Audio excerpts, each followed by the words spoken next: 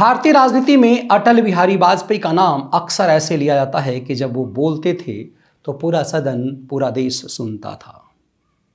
अटल बिहारी वाजपेयी जब 1999 में जब उनकी सरकार गिराई गई, अटल का एक ऐसा ओजस्वी भाषण हुआ, उसे सुनकर पूरा सदन क्यों रोने लगा, पूरा देश क्यों रोया, ऐसी क्या खासियत थी अटल जी में। जरा इस वीडियो को संसद के भी उनके दिए गए भाषण को सुनिए। अध्यक्ष महोदय, अभी 13 महीने हुए हैं मेरी सरकार।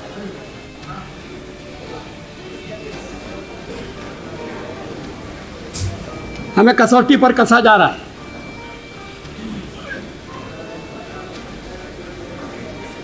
मैं बड़ा अनुभवी राज करता हूं, ऐसा मैंने कभी दावा नहीं किया, लेकिन ईमानदारी से देश की सेवा करना चाहता हूं, यह दावा जरूर है।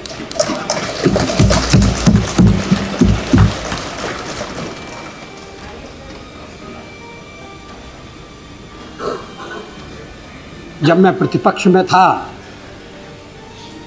तब किसी ने मेरे ऊपर यह आरोप नहीं लगाया कि मेरे किसी कार्य से देश के हितों को आंच पहुंच रही है। तो क्या सत्ता में आने के बाद मैं बदल गया हूं?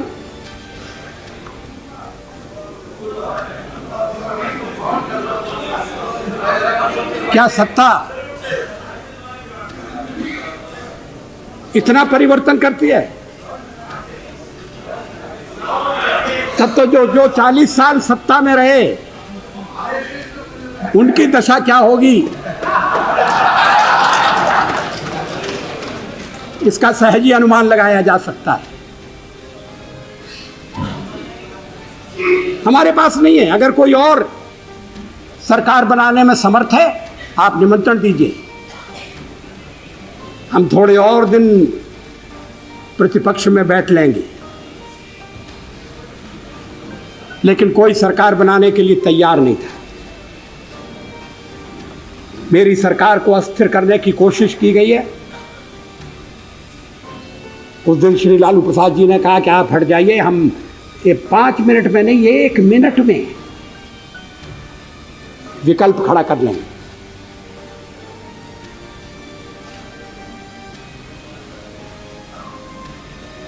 क्या उसके बारे में सदन को विश्वास में नहीं लिया जाना चाहिए?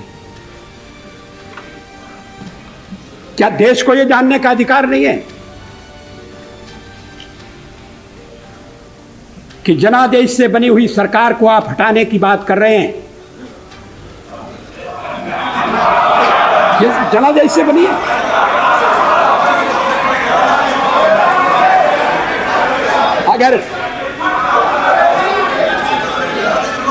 अगर किसी को जनादेश था तो वो हमको था, आपको तो नहीं था।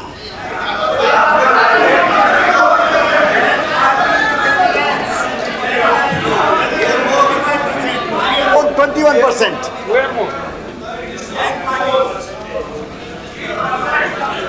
अध्यक्ष महोदय, 13 महीने के कार्यकाल में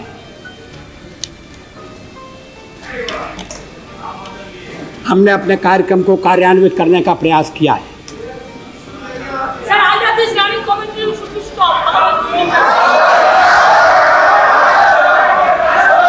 Please, there should not be any running commentary, please. What is this?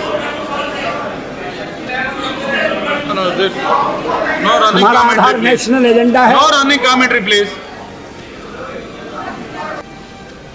कि परमाणु परीक्षण की भी आलोचना की गई। पूछा गया देश के सामने कौन सा खतरा था। मैं 1974 में सदन में था जब श्रीमती इंदिरा गांधी के नेतृत्व में परमाणु परीक्षण किया गया था। हमने उसका स्वागत किया था, प्रतिपक्ष में थे फिर भी स्वागत किया था, क्योंकि देश की रक्षा के लिए वो किया गया था। उस समय कौन सा खतरा था? क्या आत्मरक्षा की तैयारी तभी होगी जब खतरा होगा? अगर तैयारी पहले से हो तो जो खतरा अगर आने वाला है वो खतरा भी दूर हो जाएगा। खतरा अमल में नहीं आएगा।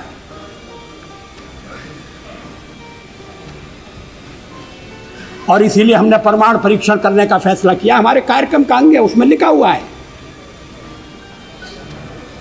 पोखरण 2 कोई आत्मश्लाघा के लिए नहीं था, कोई पुरुषार्थ के प्रकटीकरण के लिए नहीं था, लेकिन हमारी नीति है और मैं समझता हूं ये देश की नीति रही है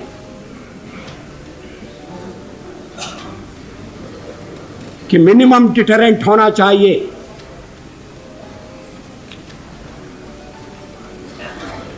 वो क्रेडिबल भी होना चाहिए।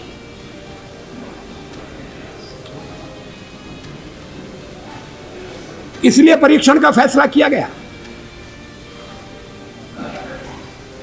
उसके कारण कुछ कठिनाइयां आएंगी, हमें मालूम था, लेकिन देश उन कठिनाइयों का सफलतापूर्वक सामना करेगा, यह भी हमको विश्वास था और ऐसा ही हुआ। आर्थिक प्रतिबंध हमें आगे बढ़ने से नहीं रोक सके। रक्षा संबंधी फैसले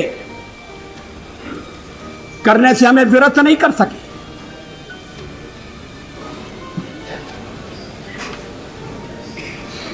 लेकिन परीक्षण के साथ हमने यह भी ऐलान किया कि हम परमाणु हथियारों का प्रयोग करने में पहल नहीं करेंगे। No first use. हमने यह भी कहा कि जिनके पास परमाणु शस्त्र नहीं है, हम उनके विरुद्ध उनका उपयोग नहीं करेंगे।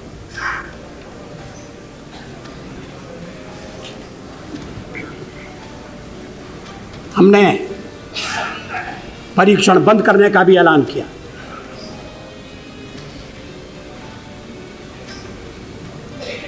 सचमुच में पोखरण में हम एक और परीक्षण कर सकते थे,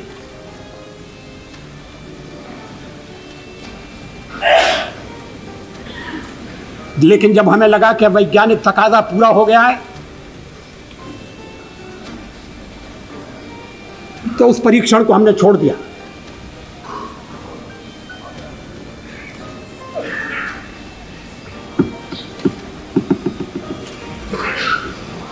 एटमी हथियार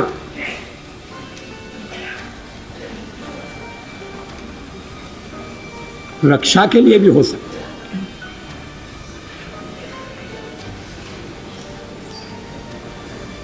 युद्ध टालने के लिए उनका प्रयोग हुआ है।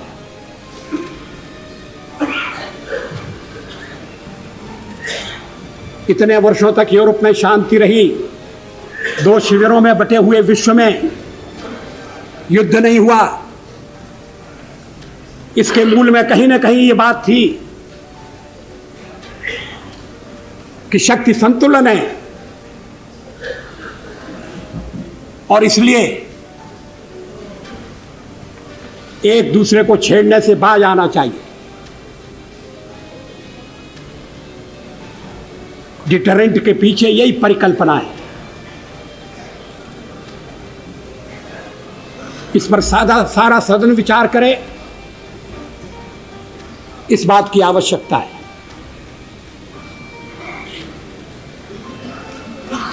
आलोचना तो अग्नि 2 की भी हुई है।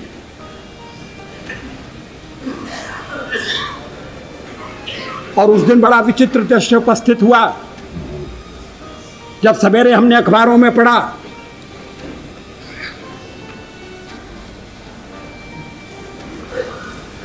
कि हमारे एक पुराने मित्र ने, हमारी एक पुरानी मित्र ने हमारे ऊपर दोषारोपण किया कि हम दबाव में आ गए हैं, इसलिए अग्नि 2 का परीक्षण रोक दिया गया है। और उसी समय परीक्षण हो चुका था और अग्निशिखा अपने गंतव्य की ओर दौड़ रही थी। अगर उस दिन हम परीक्षण न करते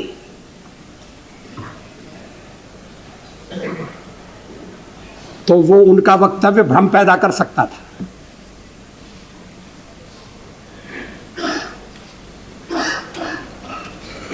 विदेशों में भी भ्रांति उत्पन्न कर सकता था।